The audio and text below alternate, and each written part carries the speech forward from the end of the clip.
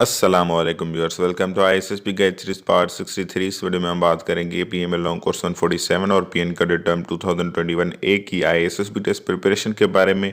हमारी जो पिछली वीडियोस थी हम उनमें बात कर चुके हैं साइकोलॉजिकल टेस्ट पे, और उसके अलावा जीटीओ के इंडोर टास्क पे हमने पिछली वीडियो में बात की थी।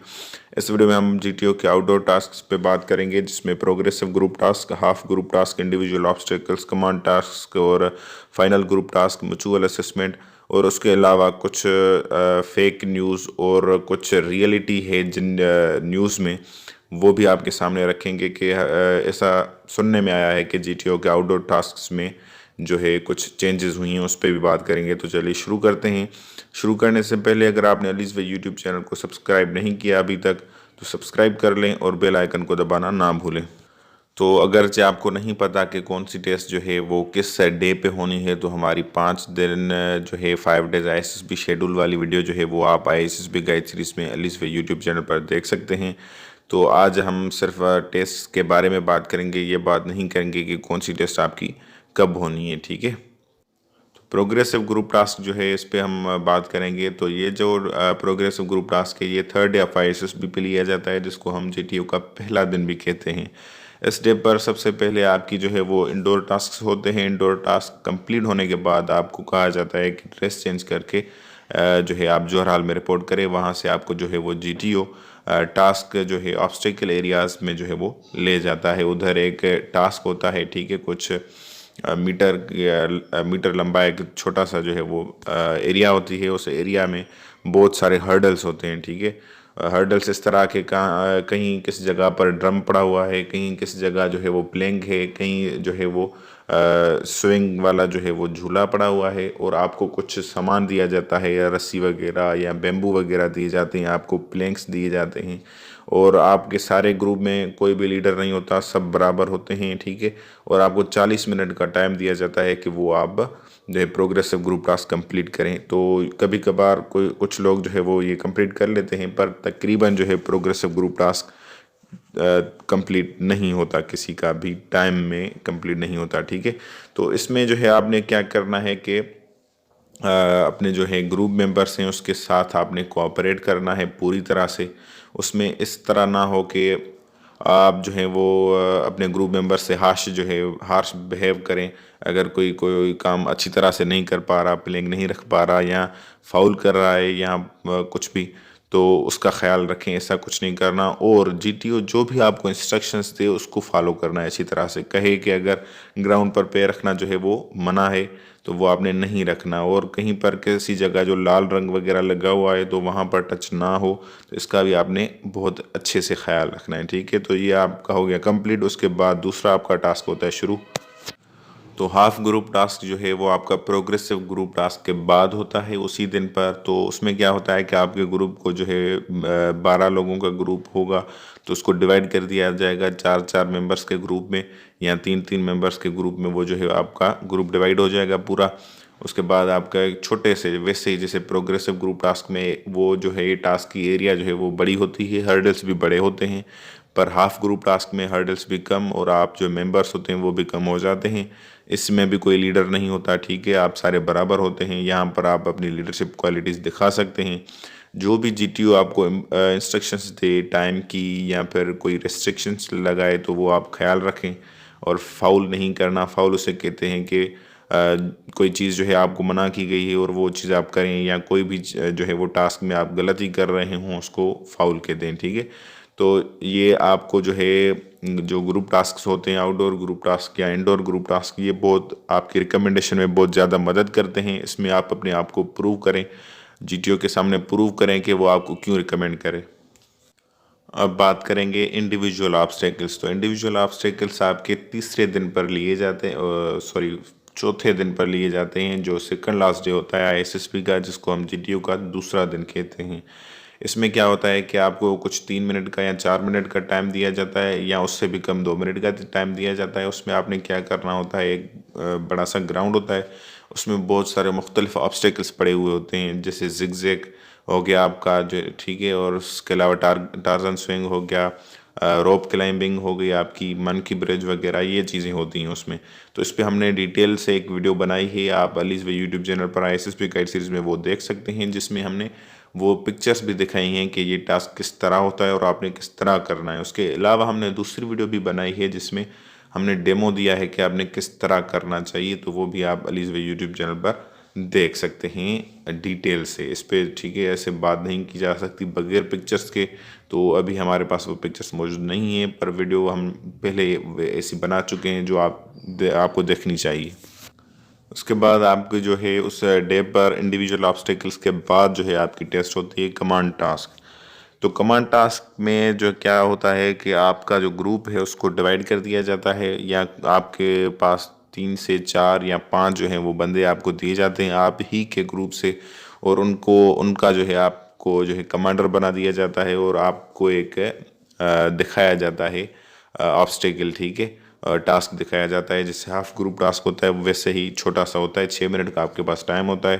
पहले आपको जो है वो GTO वहाँ पर ले जाता है, वो टास्क दिखाता है, और वहाँ पर इनडायरेक्टली आपसे इंटरव्यू लेता है GTO, ठीक है, आपके बारे में पूछता है, और आपको वो कहता है कि इस टास्क को देखो, इस पर सोचो, प्लान बनाओ। बाद में जो है वो कहता है कि अपने ग्रुप मेंबर्स को, सबऑर्डिनेट्स को बुलाओ, आपने बुलाना होता है, वो आते हैं। फिर आप उनको जो है वो प्लान अपना ब्रीफ करें, आपकी मर्ज़ी, ब्रीफ ना करें, डायरेक्ट हुक्म देते जाएं कि ये करें, वो भी आपकी मर्ज़ी है, ठीक है। अगर आपको कहीं पर कोई चीज़ समझ नहीं आ रही तो आप अपने सबऑर्डिनेट से पूछ सकते हैं एज अ एडवाइस कि भाई आपके पास जो है वो इस टास्क के मुतल्लिक कोई एडवाइस आप देना चाहें या कुछ। जो अगर वो एडवाइस आपको समझ नहीं आती तो वो उस पर आप अमल ना करें, बेशक ना करें, पर आप एडवाइस ले सकते हैं, पर कोशिश करें कि आप एडवाइस ना लें। और उसके अलावा जब आप टास्क ये शुरू करें कमांड टास्क, तो इसमें एक चीज़ ये करें कि शुरू में थोड़ी सी ब्रीफिंग दें, थोड़ा सा अपने जो है वो सबऑर्डिनेट्स का जो है वो एक छोटी सी स्पीच देकर उनका जो है वो उनकी करेज बढ़ाएं, उनको इनकरेज करें। उसके बाद थोड़ा सा आप उनको प्लान भी सुना दें अपना, और कमांड टास्क में ये किया करें कि आप खुद जो है वो काम करें, पर आप हुक्म ज़्यादा चलाएं, दूसरों को ज़्यादा जो है वो कहें कि वो काम करें, आप जो है वो सिर्फ आर्डर्स दें। तो ये आपका कमांड टास्क है, ये बहुत ही इम्पॉर्टेंट है आपकी रिकमेंडेशन में, ठीक है।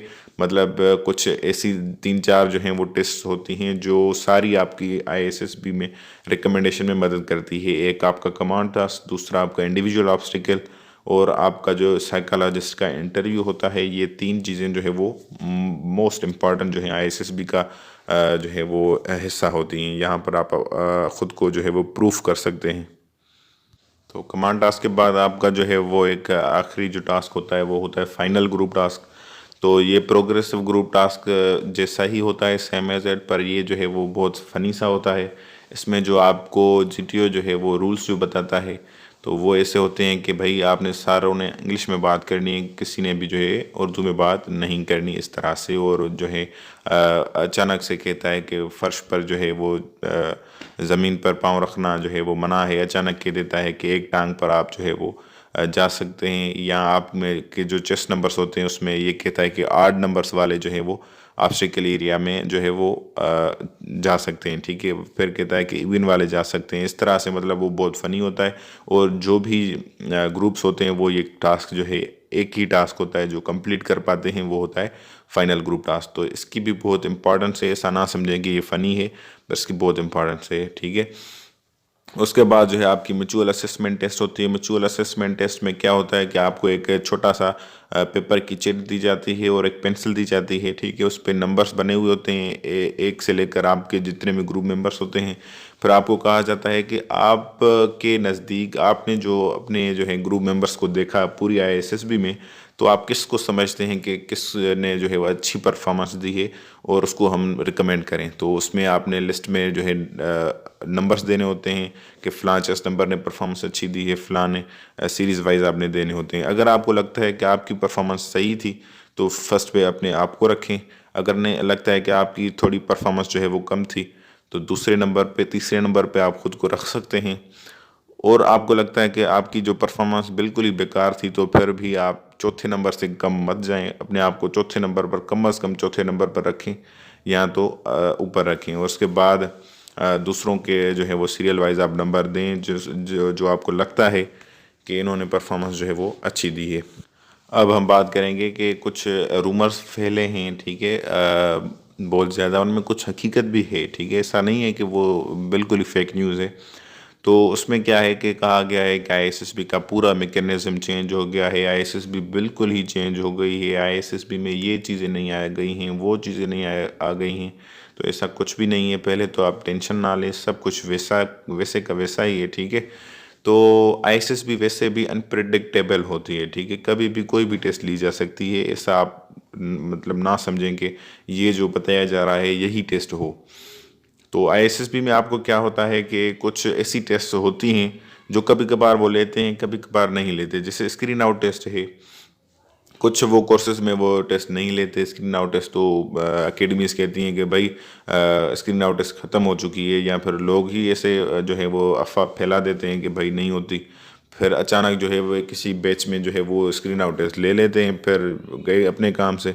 तो ये चेंजेस वेंजेस नहीं है कुछ भी, ये टेस्ट होती हैं, उनकी मर्ज़ी है कि वो लें या ना लें, आप प्रिपेयर्ड रहें, ठीक है। उसके अलावा एक दूसरी ओपीआई टेस्ट होती है, ओरल प्रोफिशेंसी टेस्ट, तो वो भी कभी कभार लेते हैं, कभी कभार नहीं लेते।